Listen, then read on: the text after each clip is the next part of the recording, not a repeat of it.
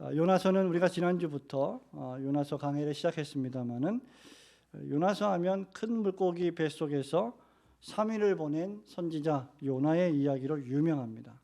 하지만 요나서에는 그저 한 명의 선지자와 또 큰 물고기보다 더 많은 이야기들을 담고 있습니다. 요나서의 대주제는 불순종하는 요나도 아니고 또 그런 요나가 큰 물고기 뱃속에서 3일 밤낮을 지내고도 살아남은 기적 같은 이야기도 결코 아닙니다. 요나서는 하나님께서 당신의 뜻을 이루어 가시는 절대 주권자 여호와 하나님이심과 또 그 하나님의 능력과 죄인들을 향하신 전혀 구원받을 만한 가치가 없는 죄인들을 향하신 하나님의 뜻밖의 자비하신 사랑을 우리에게 가르쳐주고 교훈해주고 있습니다. 우리는 지난 시간에 여호와 하나님의 말씀, 명령이 불합리하다고 여겨서 그 명령의 말씀에 불순종하여 동쪽에 있는 니느웨로 가지 않고 서쪽에 있는 더 먼 곳인 스페인의 무역 항구인 다시스로 가려고 욥바로 내려갔다는 것을 살펴본 바 있습니다. 욥바로 내려간 요나는 여호와의 얼굴을 피하려고 생각만 한 것이 아니라 실제로 행동에도 옮겼습니다. 요나는 마침 다시스로 가는 배를 만나서 상당한 금액의 배삭을 지불하고 배에 올랐습니다. 하지만 이 다시스로 출발한 지 얼마 못 돼서 요나가 탑승한 이 다시스로 향하는 배는 엄청난 폭풍을 만나게 됩니다. 그리고 그 폭풍이 얼마나 강력했든지 오늘 본문의 말씀에 보면 배가 거의 깨지게 되었다, 배가 파손하게 되었다, 침몰하게 될 정도였다라고 기록을 하고 있고, 그 결과 선원들은 두려움과 공포에 휩싸였습니다. 뱃사람들은 각기 자기의 신들의 이름을 부르고 배를 가볍게 하려고 배 안에 있는 모든 소중한 물품들을 바다에 던져 버리기까지 했습니다. 그럼에도 불구하고 폭풍은 가라앉지 않았고 11절에 따르면 도리어 점점 더 폭풍이 흉포해졌다, 다시 말하면 더 거칠게 휘몰아쳤다라고 기록을 하고 있습니다. 이때 놀랍게도 죽기를 싫어해서 소중한 물건들을 배 밖으로 버리는 사람들과는 달리 배 밑창에서 신나게 아주 편안하게 잠을 자고 있는 한 사람을 보게 되는데, 그 사람이 바로 선지자 요나였습니다. 여호와의 얼굴을 피하려고 도망치면서도 그 양심과 감정이 전혀 괴롭지 않을 수 있음을 보여주는 엄청난 사건입니다. 그러나 하나님께서는 그런 불순종하고도 불충하는 요나를 그냥 내버려 두시지 않으십니다. 그를 진멸하거나 그를 파멸하시도 않으십니다. 결국 하나님은 요나의 입으로 여호와 하나님을 경외하는 자라고 스스로 고백하게 만드시는 분이십니다. 오늘 본문 말씀이 우리에게 주는 교훈이 무엇입니까? 몇 가지 생각해 보려고 하는. 첫 번째로, 하나님은, 우리가 믿고 경배하고 섬기는, 예배하는 하나님은 하나님 당신의 뜻을 이루시기 위해서 바다에 대풍을 내리실 수 있으신 절대 주권자 하나님이심을 우리에게 가르쳐 주고 있습니다. 여러분 4절 말씀만 먼저 한 번 더 읽어보도록 합니다. 여호와께서, 시작.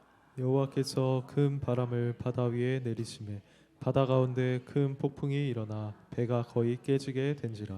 요나는 여호와께서 큰 바람을 바다 위에 내리셨다, 큰 바람을 바다 위에 보내신 분이 다름 아닌 여호와 하나님이시다라는 것을 밝히고 있습니다.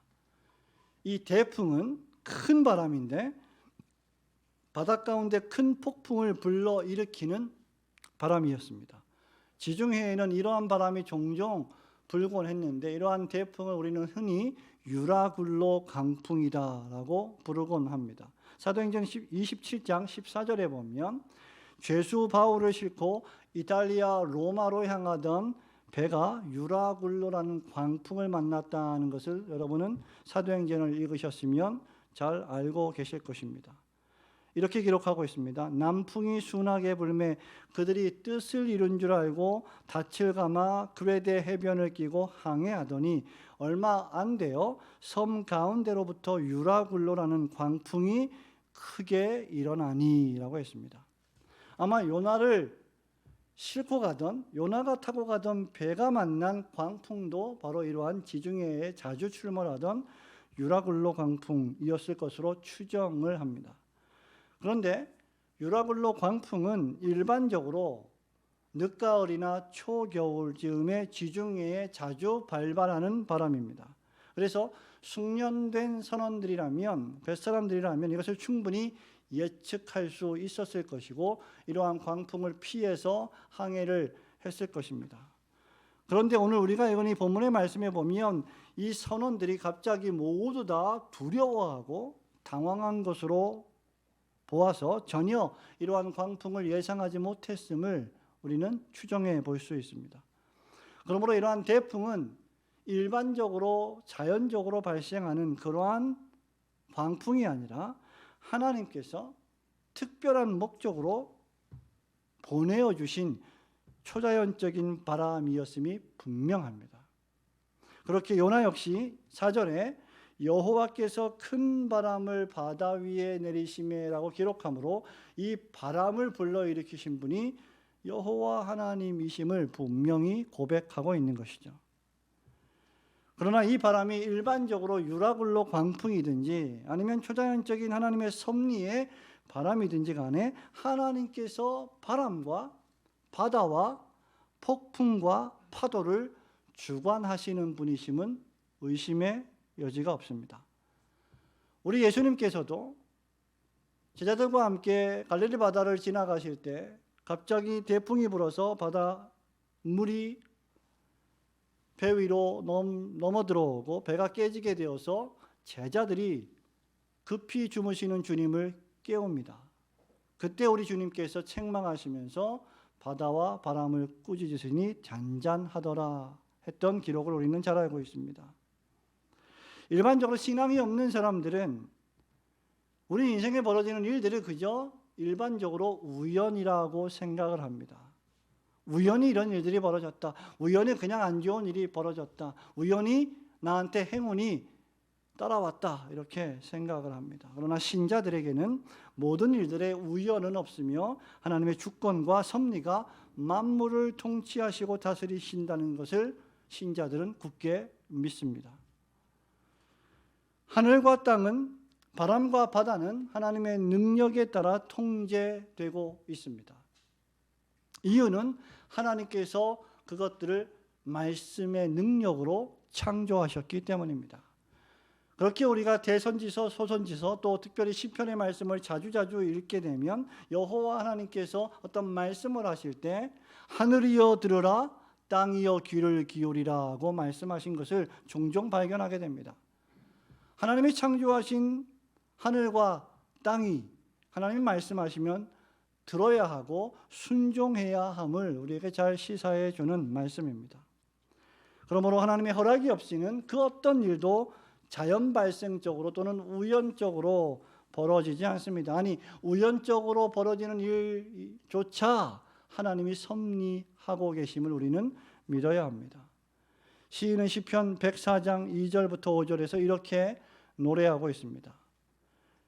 여호와께서 옷을 입음같이 빛을 입으시며 하늘을 휘장같이 치시며 물에 자기 누각에 들보를 얹으시며 구름으로 자기 수레를 삼으시고 바람 날개로 다니시며 바람을 자기 사신으로 삼으시고 불꽃으로 자기 사역자를 삼으시며 땅에 기초를 놓으사 영원히 흔들리지 아니하게 하셨나이다. 하나님께서 창조하신 모든 피조물 만물을 당신의 종으로 사용하시는 전능하신 하나님의 모습을 시인은 노래하고 있습니다. 또한 하나님께서 이 바람을 불순종하는 당신의 선지자를 돌이키시기 위한 것으로 일으키셨다는 것도 분명합니다. 이 또한 선지자를 향하신 하나님의 자비가 아닐 수 없습니다. 하나님께서는 불순종하는 요나를 심판하지 않으시고 다시 순종할 수 있도록 돌이키게 하시기 위하여 폭풍을 동원하신 것입니다. 그러므로 하나님의 관심은 언제든지 자기 백성들에게 있습니다. 하나님의 관심은 자기 자녀들에게 있습니다. 하나님은 자기 자녀를 사랑하시며 그 자녀가 사명을 감당하게 하시기 위해서 그를 포기하지 않으시고 끝까지 추적하십니다. 어떤 사람들은 이 말씀을 보고 하나님이 이 선지자 하나를 위해서 대풍을 보내셔서 배 안에 있는 많은 선원들을, 뱃사람들을 위험에 빠뜨리신 것은 정당하지 않다고 말하기도 합니다. 그러나 이 세상에 선한 자들은 한 명도 없으며 아무도 없으며 모든 이들은 하나님의 심판을 즉시 당한다 해도 전혀 불평할 수 없는 죄인들입니다. 그들은 살면서 수없이 많은 죄를 저질렀고 특별히 하나님을 대적하며 하나님을 믿지 않으며 우상신들을 섬기는 죄를 저질러 왔습니다. 우리의 작은 머리로 하나님의 주권과 섭리의 역사하심을 우리는 다 측량할 수 없습니다. 그러나 하나님이 하시는 일은 모두 선하시며 뿐만 아니라 하나님은 그 모든 일들을 하나님의 백성들의 유익을 위하여 역사하신다는 것이 성경의 가르침입니다. 그러므로 우리의 삶에 비록 때때로 유라굴로라고 하는 폭풍이 임한다 할지라도 그것이 하나님이 우리를 가혹하게 대하시려는 것이 아니라 우리를 더욱 선으로 이끄시려는 하나님의 섭리임을 굳게 믿으시고 하나님이 주신 사명에 더욱 충성하시는 성도들이 되시기를 주님의 이름으로 축원합니다. 두 번째로 이 본문의 말씀은 사람들이 이 위험에 직면했을 때 각자 자기 신들을 부르며 구원을 요청하는 타락한 죄인들의 종교심을 가지고 있다는 것을 우리에게 가르쳐주고 있습니다. 5절과 6절 말씀을 같이 읽어볼까요? 사공들이 시작. 사공들이 두려워하여 각각 자기의 신을 부르고 또 배를 가볍게 하려고 그 가운데 물건들을 바다에 던지니라. 그러나 요나는 배 밑층에 내려가서 누워 깊이 잠이 든지라. 바다의 대풍이 불어서 바다의 대풍이 들었어. 6절 말씀도 같이 읽어볼까요? 선장이 시작. 선장이 그에게 가서 이르되 자는 자여 어찌함이냐 일어나서 내 하나님께 구하라. 혹시 하나님이 우리를 생각하사 망하지 아니하게 하시리라 하니라. 아멘. 바다에 큰 바람이 불어서 폭풍이 일어나 배가 깨지게 되었고 선원들은 각자 자기가 믿는 신들의 이름을 부르며 두려워했다라고 기록하고 있습니다. 일반적으로 여러분 이 선원들, 뱃사람들 이 사람들은 산전수전 다 겪은 사람들입니다. 산전수전을 다 겪은 뱃사람들은 웬만한 폭풍으로 두려워하지 않습니다. 그 폭풍이 불 때 어떻게 대처해야 하는지도 너무나 잘 알고 있는 사람들이 바로 이 전문가들입니다. 그러므로 그들이 두려워했다, 신들의 이름까지 불렀다라고 하는 것으로 보아서 이 폭풍이 보통 폭풍이 아니었음을 우리는 짐작하게 됩니다. 그래서 그들은 본능적으로 살기 위해서 신들의 이름을 불렀고 배가 가라앉지 않기 위해서 배에 있는 짐들까지 소중한 물품들까지 다 바다로 던졌습니다. 우리는 사람들이 자신의 목숨이 위험할 때 본능적으로 신을 부르게 된다는 것을 경험적으로 알고 있고 또 우리가 목격하고 있습니다.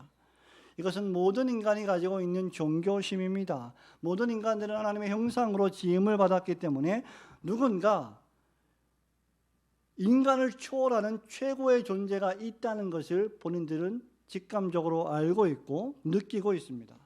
하지만 그러한 인간의 마음이 죄와 타락으로 부패하였고 오염되었기 때문에 그들을 지으신 하나님을 그들은 올바로 찾지 못하고 도리어 우상신들의 이름을 부르거나 피조물을 숭배하는 오류를 범하게 되는 것입니다. 도움이 없는 인생들을 의지하거나 자연 만물에게 도움을 요청하는 미신적 기도를 올리는 이유가 바로 그들의 죄악된 종교심 때문입니다. 뿐만 아니라 그들에게는 요나의 하나님, 사시고 참되신 전능하신 요나의 하나님이 이 바다에 큰 바람을 보내신 요나의 하나님조차 그들이 부르고 있는 여러 신들 중에 하나라고 생각을 했습니다. 그래서 자고 있는 요나를 깨워서 네가 믿는 하나님께 기도를 해서 우리를 좀 구해달라라고 요청하기도 한 것입니다. 그들에게 요나의 하나님은 그들의 하나님이 아니라 너의 하나님, 요나의 하나님이었을 뿐입니다. 그들은 그들의 죽은 우상 신들이 아무런 힘도 없으며 온 세상 만물은 사실 전능하신 창조주 하나님 여호와 하나님의 능력과 섭리에 의해서 움직여진다는 것을 깨달아야만 했음에도 불구하고 그들은 전능하신 여호와 하나님을 그들이 머릿속에 만들어낸 신들 중에 하나로 생각했던 것입니다.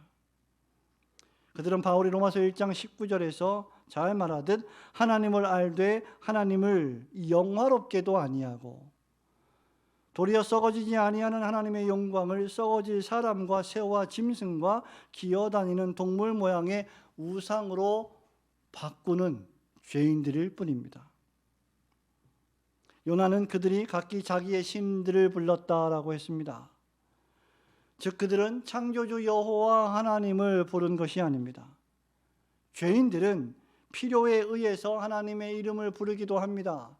죽지 않고 살기 위해서 하나님의 이름을 부르기도 합니다. 그러나 하나님의 성령과 진리의 말씀에 인도를 받지 못한다면, 하나님의 성령께서 그들의 마음을 변화시켜 주시지 않는다면 누구도 참되신 하나님을 바르게 찾을 수는 없는 것입니다.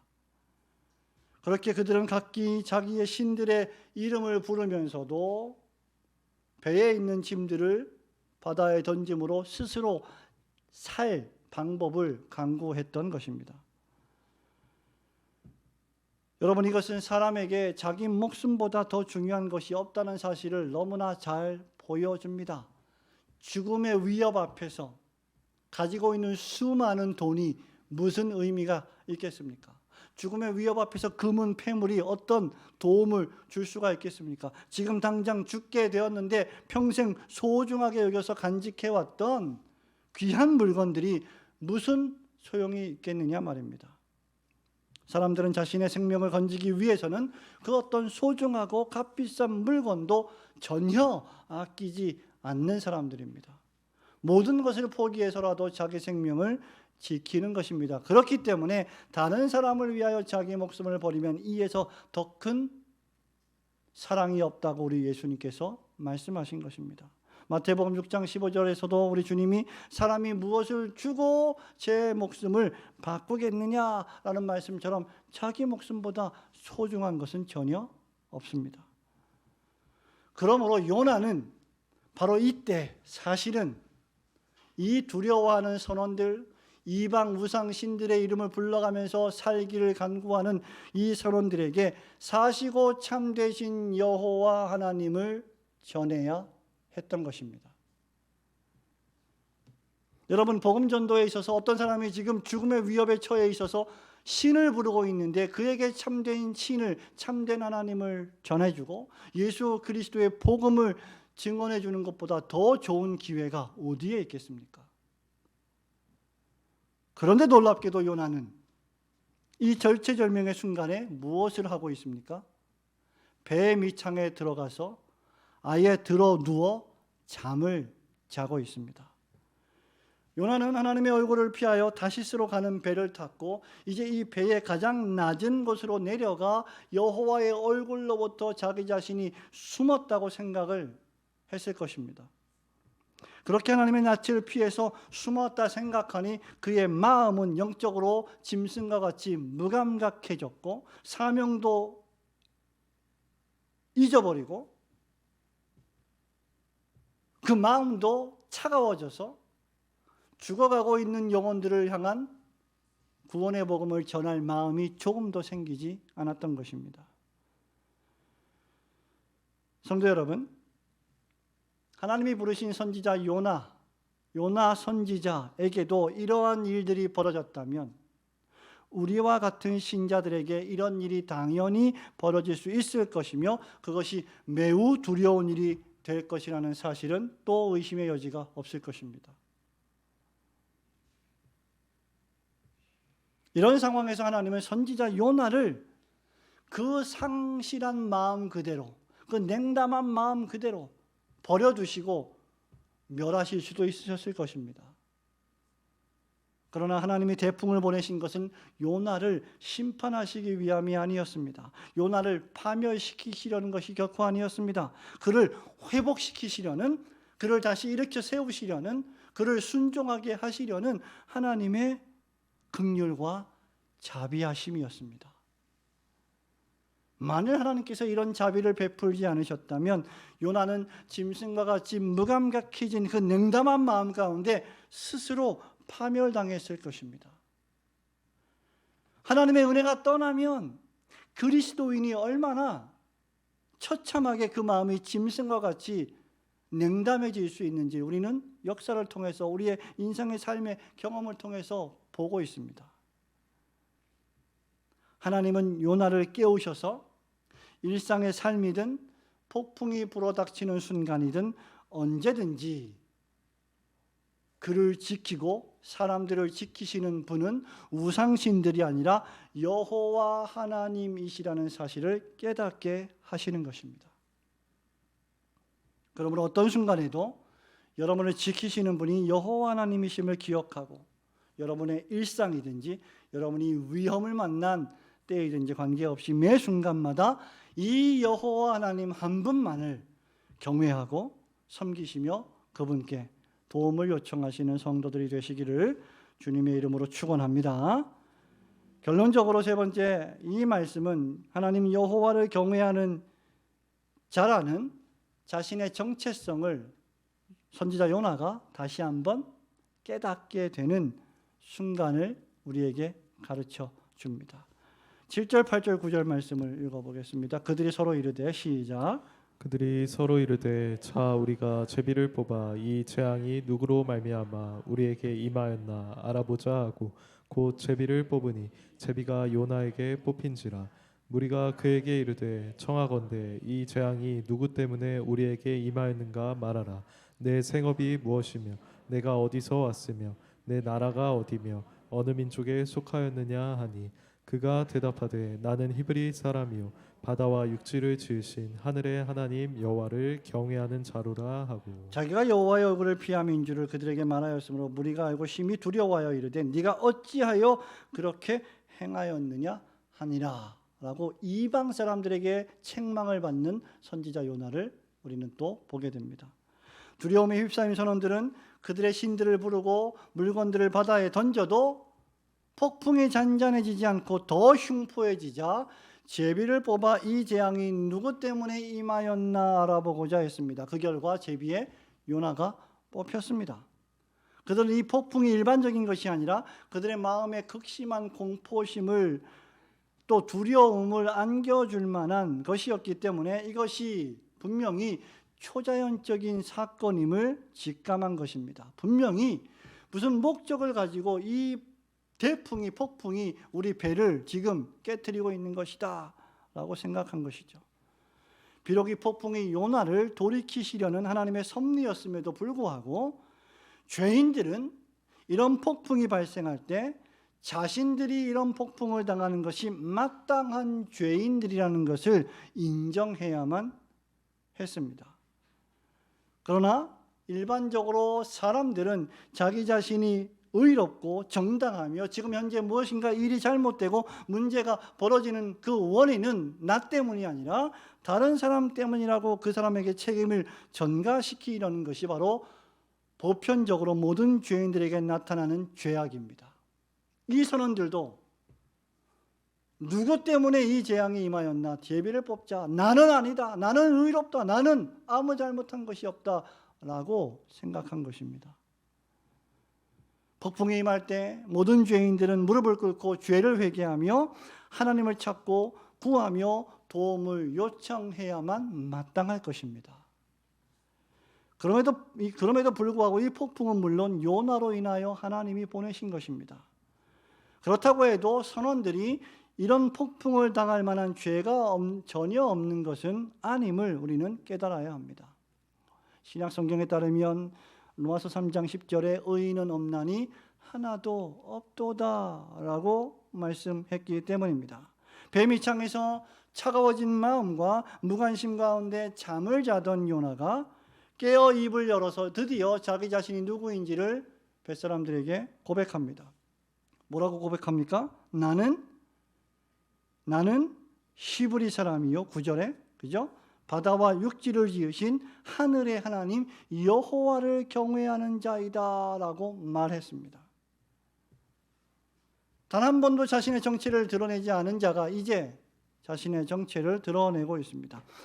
이어지는 말씀에 보면 요나는 자신이 하나님 말씀에 불순종하여 도망친 사실을 고백했고 자신을 바다에 던지라고 했습니다. 여러분 이 말씀을 읽으면서 좀 이상하지 않습니까? 자신이 불순종해서 지금 배를 타고 도망치고 있는 이 상황에 이 태풍이 온 것이라면 그 즉시 하나님 앞에 회개하고 제가 다시 니느웨로 가서 주님 말씀에 순종하겠습니다. 그러니 이 태풍을 멈추어 주십시오라고 해야 하는데 요나는 자기 자신을 바다에 던지라고 말했습니다. 끝까지 하나님 말씀에 순종하지 않으려고 하는 완고한 마음을 요나는 가지고 있는 것입니다. 그럼에도 불구하고 그는 히브리 사람이요 하나님을 경외하는 자라고 고백한 것은 진실한 것입니다. 자기 때문에 태풍이 온 것을 인정했기 때문입니다. 이 풍랑으로 인해서 요나는 자신의 정체성과 자신의 존재의 의미가 무엇인지를 다시 한번 확인하게 됩니다. 히브리인이라는 이 단어의 뜻은 문자적으로 강을 건넌 자로서 이방인과 구별된 하나님의 백성을 지칭할 때 쓰이는 단어입니다. 나는 구별된 하나님의 백성입니다. 히브리인입니다. 이 말입니다. 또한 요나는 자기 자신을 바다와 육지를 지으신 하늘의 하나님 여호와를 경외하는 자라고 소개하므로 하나님이 하늘과 땅과 바다의 창조주이시요 하나님의 얼굴을 피하며 도망할 곳은 없다는 사실을 자인하고 있는 것입니다. 이 세상에 수많은 우상 신들이 있지만 그 신들은 생명이 없는 죽은 신들이요 자신이 예배하는 하나님은 창조주 하나님이시요 바다와 육지와 하늘을 지으신 전능하신 여호와 하나님 그 모든 것들을 통치하시는 절대 주권의 하나님이심을 고백하는 신앙의 고백입니다. 그러므로 이 폭풍은 요나의 불순종으로 인하여 발생한 것이지만 이 폭풍은 동시에 요나가 어떤 사람인지를 다시 한번 각성케 해주는 귀한 수단이었음을 보게 됩니다.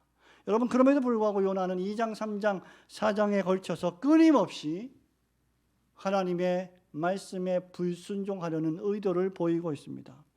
결국 그는 하나님의 추적에 굴복하여 니느웨에 가서 니느웨의 죄악을 쳐서 외칩니다. 회개하라고 외칩니다. 그러자 니느웨 백성들이 회개했습니다. 하나님께서 재앙을 내리기로 하신 것을 철회하셨습니다. 놀랍게도 뜻밖의 구원받지 못할 것만 같은 백성들을 향하신 하나님의 사랑이 그들에게 임하여 그들이 죄를 회개하고 재앙을 면하는 모습을 보자 자신의 대적과도 같은 그 이방 민족들이 죄를 회개하고 구원을 얻는 모습을 보자 요나는 또 화를 냅니다. 4장 1절에서 몹시 싫어했습니다. 또다시 불순종하기 시작합니다. 여러분 요나서가 우리에게 교훈해 주는 것이 무엇입니까? 1장, 2장, 3장, 4장에서 바람이 여호와의 말씀에 순종하고 큰 물고기가 여호와 하나님의 말씀에 순종하여 바다에 빠진 요나를 삼켜 3일 동안 숨쉬게 만들었고 하나님께서 식물을 보내셨고 하나님께서 벌레를 보내셨고 식물과 벌레도 하나님의 말씀에 순종했습니다. 심지어 선원들조차 니느웨 백성들조차 여호와 하나님을 두려워하고 회개했습니다. 살려달라고 기도했습니다. 그런데 단 한 사람 요나는 끝까지 불순종하고 있는 모습을 보게 됩니다. 요나라고 하는 선지자는 하나님의 말씀에 순종하여 사명을 감당해야 할 자라는 사실을 본인의 입으로 고백했음에도 불구하고 순종하는 일이 얼마나 어려운 일인지를 다시 한번 우리에게 알려주는 것입니다.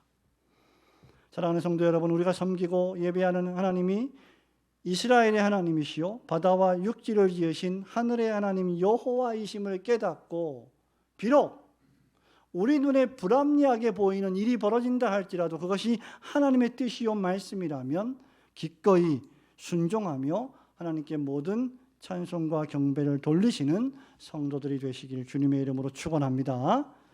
성도 여러분, 말씀을 맺습니다. 하나님께로부터 사명을 받은 자는 하나님의 얼굴을 피하여 도망할 수 없습니다. 시편 139편에 따르면 우리가 지난주에 살펴본 말씀입니다마는 우리가 어디를 가도 바다 끝에 거할지라도 하나님은 거기 계십니다. 하나님의 절대 주권의 섭리적 사랑을 받으면서 동시에 여호와 하나님에게서 도망할 수는 없습니다. 때로 우리는 하나님께서 우리에게 주신 사명이 너무 과중하다고 생각하여 낙담하거나 무관심해지거나 여호와의 낯을 피하여 도망할 때가 종종 있습니다. 또 하나님의 뜻이 자신의 뜻과 달라서 그 뜻이 싫어서 하나님으로부터 피신하는 경우도 종종 있을 것입니다. 그러나 하나님은 자기의 가장 귀한 독생자 예수 그리스도를 보내셔서 피 흘려 사신 자기 자녀를 결코 포기하지 않으십니다. 그러므로 하나님께 돌아가려면 지금 가던 방향을 돌이켜 다시 사명의 길로 들어서야 합니다. 사명을 수행하지 않고 불순종하여 도망치는 요나를 추적하여 돌아오게 하시기 위하여 하나님은 대풍을 준비하셨고 큰 물고기를 준비하신 하나님이시라면, 성도 여러분, 하나님께서 그 하나님께 순종하고 그 사명을 수행하고자 하는 자들에게는 얼마나 더 큰 능력으로 함께해 주시겠습니까? 불순종하여 도망치는 자들에게도 이러한 놀라운 절대주권의 능력을 역사하시는 분이시라면 하나님의 말씀에 순종하여 그 일을 감당하려고 하는 자들에게는 얼마나 더 큰 능력으로 함께 하시겠느냐 말입니다. 우리 모두는 그러므로 하나님께서 주신 사명과 책임을 당연히 받아들이고 기꺼운 마음으로 겸손히 순종해야 할 것입니다.